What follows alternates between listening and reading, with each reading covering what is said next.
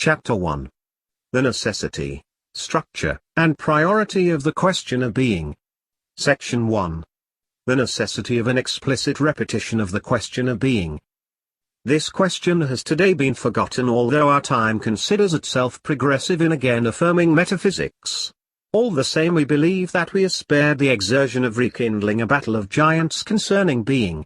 But the question touched upon here is hardly an arbitrary one.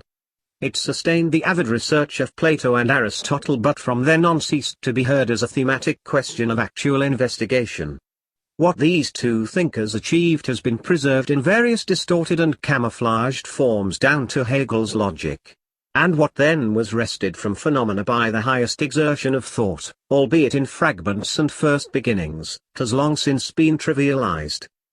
Not only that, on the basis of the Greek point of departure for the interpretation of being, a dogma has taken shape which not only declares that the question of the meaning of being is superfluous, but even sanctions its neglect.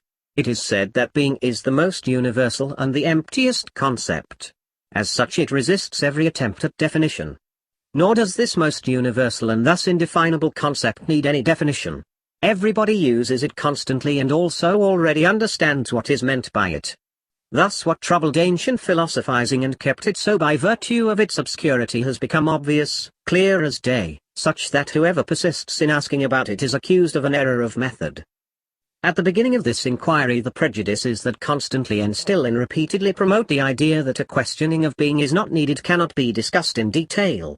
They are rooted in ancient ontology itself.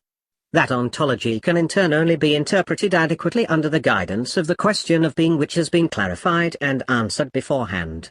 One must proceed with regard to the soil from which the fundamental ontological concepts grew and with reference to the suitable demonstration of the categories and their completeness. We therefore wish to discuss these prejudices only to the extent that the necessity of repetition of the question of the meaning of being becomes evident. There are three such prejudices. 1. Being is the most universal concept.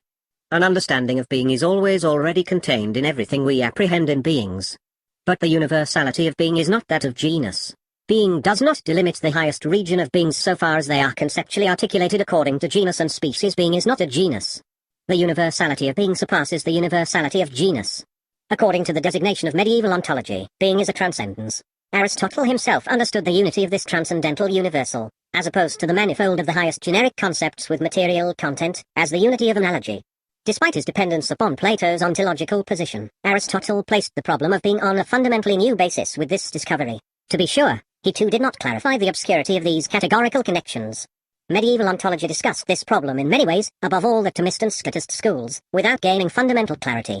And when Hegel finally defines being as the indeterminate immediate, and makes this definition the foundation of all the further categorical explications of his logic, he remains within the perspective of ancient ontology, except that he gives up the problem, raised early on by Aristotle, of the unity of being in contrast to the manifold of categories with material content. If one says accordingly that being is the most universal concept, that cannot mean that it is the clearest and that it needs no further discussion.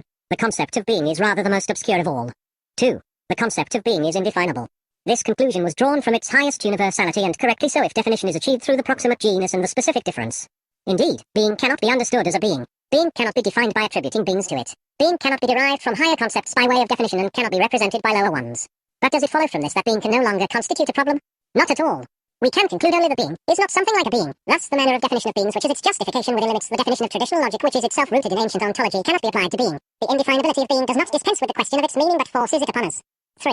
Being is the self-evident concept. Being is used in all knowing and predicating, in every relation to beings, and in every relation to oneself, and the expression is understandable without further ado. Everybody understands. The sky is blue, I am happy, and similar statements. But this average comprehensibility only demonstrates the incomprehensibility. It shows that an enigma lies a priori in every relation and being toward beings as beings. The fact that we live already in an understanding of being and that the meaning of being is at the same time shrouded in darkness proves the fundamental necessity of retrieving the question of the meaning of being. If what is self-evident and this alone recover judgments of common reason, Kant is to become and remain the explicit theme of our analysis, as the business of philosophers, then the appeal to self-evidence in the realm of basic philosophical concepts, and indeed with regard to the concept being, is a dubious procedure. However, consideration of the prejudices has made it clear at the same time that not only is the answer to the